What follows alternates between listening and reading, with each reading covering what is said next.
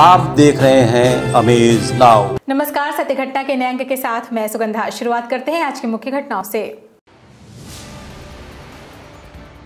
11 जिलों के 58 सीटों पर पहले चरण का मतदान संपन्न। शाम 5 बजे 57.79% मतदान।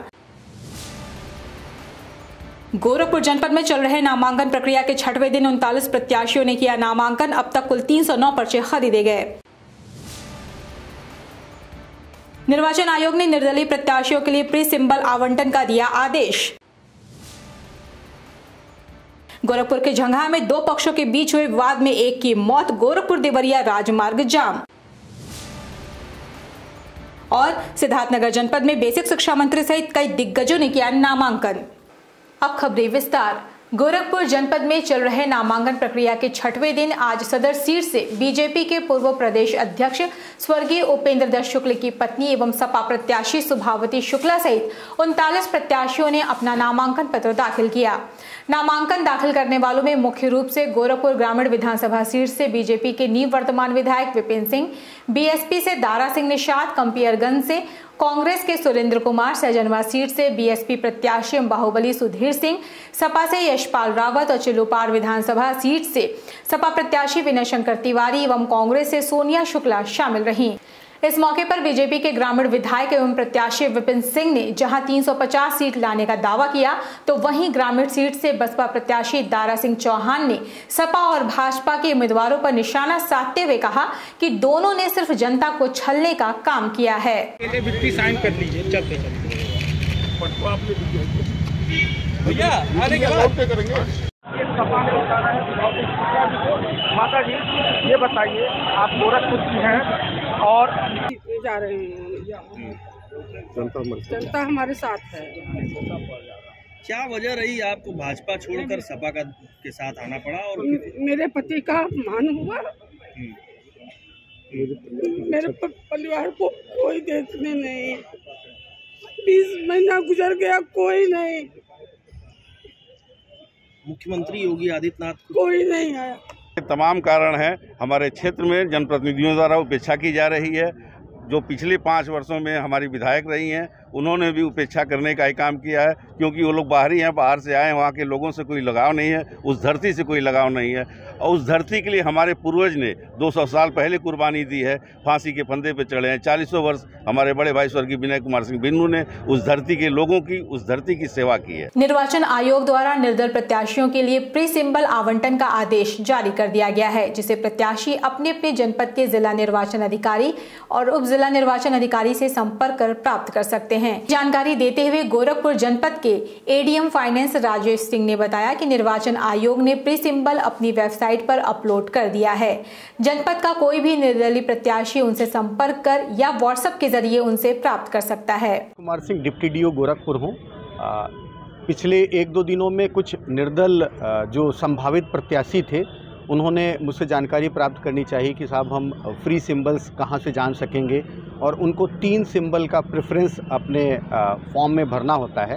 तो मैं आप सबको अवगत कराना चाहता हूं कि भारत निर्वाचन आयोग की वेबसाइट पर फ्री सिंबल्स की पूरी सूची उपलब्ध है। वो सूची मैंने डाउनलोड करके विभिन्न मीडिया ग्रुपों में डाल दी है। हमारे आरओ साहबान ने जहां पे नामांकन कक्ष है, उसके बाहर के नोटिस बोर्ड पर भी उसको चिपका रखा है। तो ये फ्री सिंबल्स हैं। मेरा अनुरोध है, जो भी संभावित प्रत्याशी हैं वे निर्वाचन कार्यालय से या आरओ के जो नोटिस बोर्ड है वहाँ से, या भारत निर्वाचन आयोग की वेबसाइट से, या मैं अपना नंबर भी शेयर कर दे रहा हूँ। मेरा नाम राजेश कुमार सिंह है, 94 54 41 76 15, 94 54 41 76 15। कोई मुझसे चाहेगा तो मैं उसको व्हाट्सएप पे भी उपलब्ध करा सकता हूँ। उत्तर प्रदेश विधानसभा चुनाव के पहले चरण में 11 जिलों के 58 सीटों पर वोटिंग सकुशल संपन्न हो गई। शाम 6 बजे तक इन 11 जिलों में 57.79% से अधिक मतदान हुआ। उधर आरएलडी के चीफ जयंत चौधरी मतदान से चूक गए। मतदान सुबह 7 बजे से शाम 6 बजे तक हुआ। कोरोना के चलते वोटिंग के लिए चुनाव आयोग ने 1 घंटे का समय और बढ़ा दिया। आपको बता दें कि पहले चरण में 623 उम्मीदवारों की किस्मत का फैसला होना है और 58 सीटों में से 12 सीटें संवेदनशील हैं। ये सीटें खैरागढ़, फतेहाबाद, आगरा दक्षिण, बाह, छाता, मथुरा, सरधना, मेरठ शहर, छपरौलिया, बड़ौद, बागपत और कैराना हैं।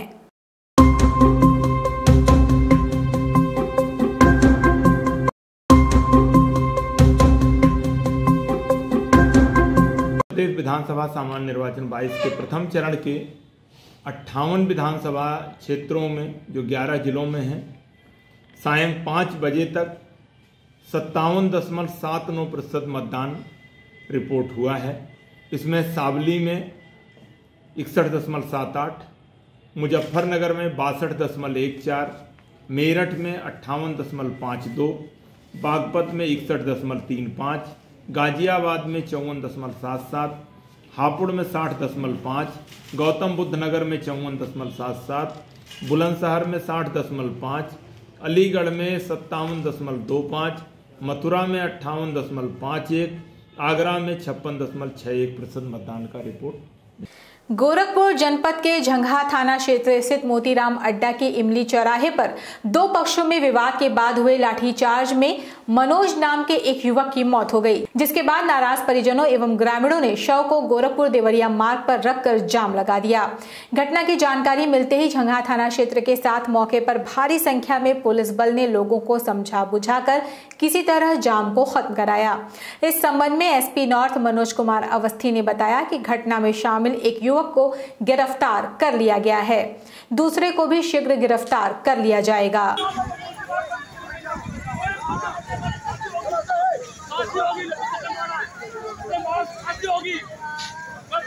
उसकी मृत्यु हो गई है। जो वादी पक्ष है उसके तरफ से तहरीर ली गई है और उसमें से एक मुख्य आरोपी को गिरफ्तार कर लिया गया है, दूसरा आरोपी शीघ्र ही गिरफ्तार हो जाएगा। पुलिस अपनी कार्रवाई कर रही है, मौके पर शांति व्यवस्था पाई। पता चला सर जाम लगा भी दिया गया था ये उनको फिर समझा बुझा के और जाम खुलवा दिया गया था। लगभग कितना देर जाम रहा होगा सर?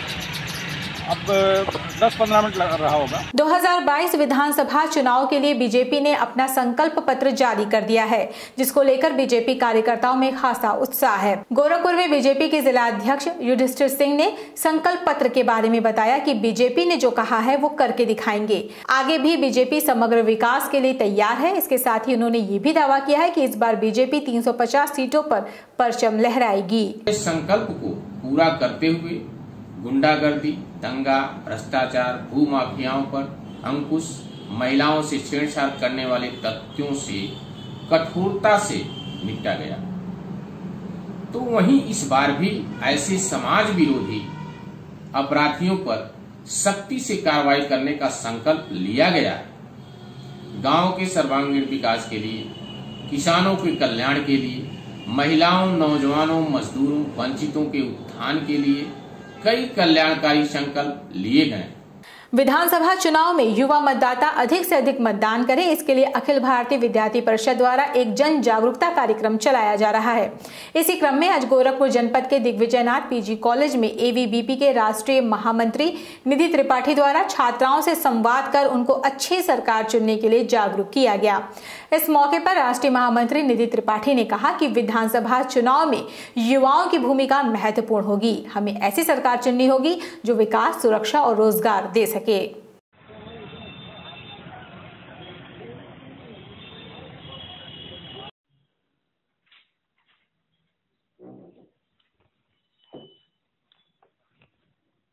भारतीय विद्यार्थी परिषद की ओर से मेरा वोट मेरी आवाज इस नाम से पूरे प्रदेश भर में कैंपेन चलाया जा रहा है, जिसके अंतर्गत 100% मतदान होने चाहिए। इसका आग्रह विद्यार्थी परिषद कर रही है। साथ ही साथ से नो टू नोटा को हम ना करें, ताकि एक जो अपने पास में उच्चतम विकल्प है हम उसको चुन सकें। इस हेतु विद्यार्थी परिषद आह्वान कर रही है और इस अभियान के अंतर्गत अलग अलग स्थानों पर मतदाता जागरूकता रैली करना हो या फिर मैराथन करना हो या फिर नुक्कड़ नाटक हो, डोर टू डोर कैंपेन करना हो, इनके माध्यम से हम जो नए वोटर्स हैं उनसे भी वोट करने की अपील कर रहे हैं। विधानसभा चुनाव को देखते हुए गोरखपुर का जिला प्रशासन और पुलिस विभाग खासा सतर्क नजर आ रहा है। इसी के तहत धर्मशाला चौकी की पुलिस द्वारा 4 पहिया लग्जरी वाहनों की सघन चेकिंग के साथ ही वाहन स्वामियों के नाम एवं गाड़ी नंबर को भी नोट किया गया। चेकिंग के दौरान पुलिस ने विशेष रूप से वाहनों की डिग्गियों को खुलवाकर चेक किया और पूरी तरह संतुष्ट होने के बाद ही उन्हें जाने दिया।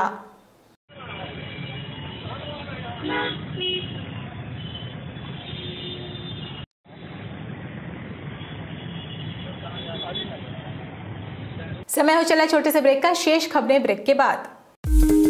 वेलकम टू जया शक्ति इंफ्राकॉन LLP। 5 अलग अलग साइट्स चल रहे हैं गोरखपुर और बस्ती जनपद में। हर प्रोजेक्ट पर पाएं कम दाम में प्लॉट या बनवाएं अपने सपनों का आशियाना।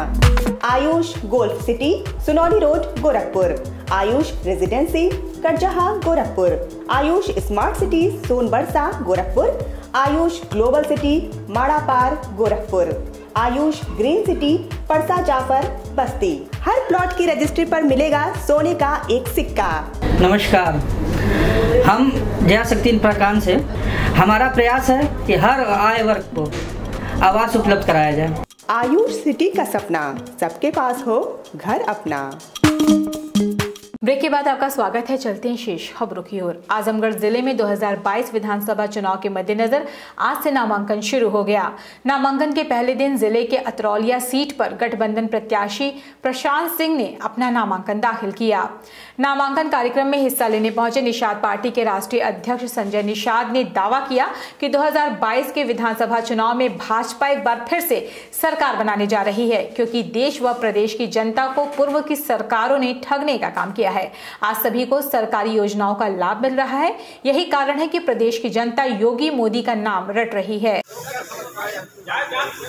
तो है, तुम लोग बना ही रहे तो हम कहाँ,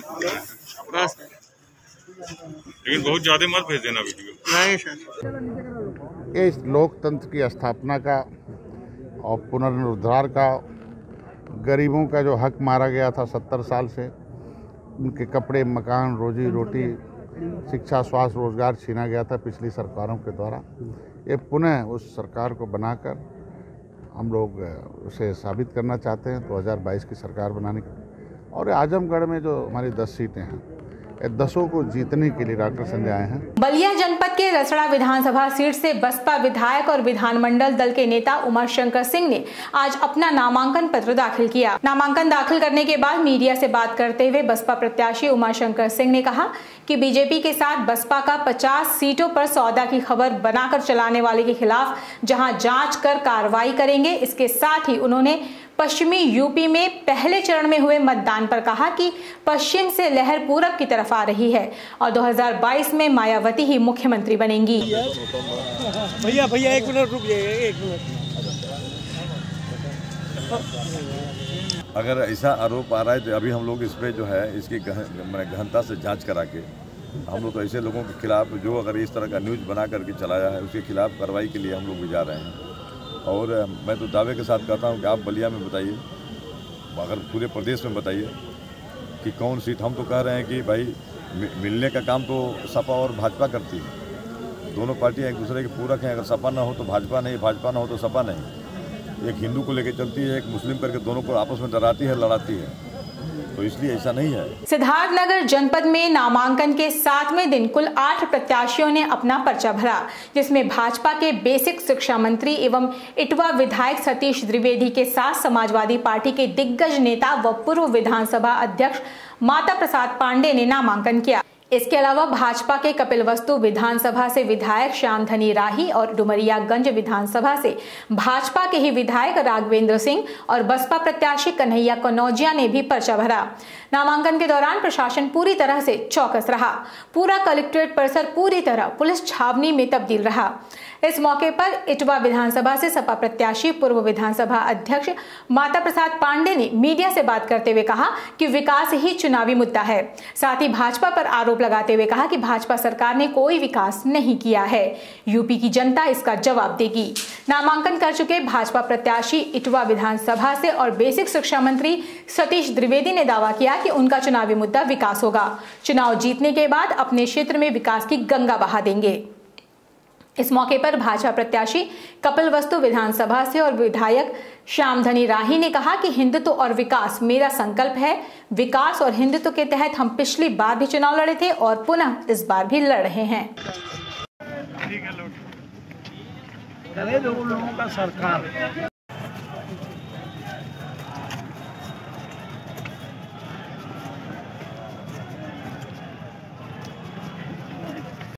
बेरोजगारी, महंगाई, गरीबी निरंतर बढ़ते रहना विद्यार्थियों की बड़ी फीस, शिक्षा, किसानों के एमएसपी, किसानों के खेतों में छुटी हुई गायें जो ये 35 किलो देते हैं उससे ज़्यादा वो खा जाती हैं एक महीने में उनका अनाज। ये सारे मुद्दे हैं। मुख्य मुद्दा है बेरोजगारी, महंगाई और शासन का भ्रष्टाचार। हिंदुत्व और विकास मेरा संकल्प है। विकास और हिंदुत्व के तहत ही हम चुनाव पिछले बार भी लड़े थे और पुनः इस बार भी, क्योंकि उत्तर प्रदेश के यशस्वी मुख्यमंत्री परम पूज्य योगी आदित्यनाथ महाराज हैं, जिनके नेतृत्व में हम लोग 2002 से संगठन का काम किए और भारतीय जनता पार्टी ने और माननीय सांसद डुमरियागंज के प्रयास से हमें पुनः प्रत्याशी बनाया गया। चुनाव मैदान में उतरा था 2017 में। हमारी भारतीय जनता पार्टी ने मुझे अवसर दिया था इटवा से चुनाव लड़ने का। तब मैंने इटवा के पिछड़ेपन, इटवा के बदहाली की बात कही थी और ये कहा था कि हम पति पत्नी दोनों कॉलेज में प्रोफेसर हैं, हम कोई राजनीति में करियर बनाने नहीं आए हैं। हम जहां पैदा हुए, हमारी जहां से पहचान है उस इटवा और सिद्धार्थनगर, उसका पिछड़ापन दूर करने का संकल्प लेकर आए हैं। सत्य घटना में ये थी अब तक की खबरें। तेज सटीक और ताज़ी घटनाओं को जानने के लिए जुड़े रहें अमेज नाउ के फेसबुक पेज, यूट्यूब चैनल और वेब पोर्टल से। इस संग में बस इतना ही। अगले अंक में आपसे फिर से होगी मुलाकात। तब तक के लिए हमें अनुमति दीजिए। नमस्कार।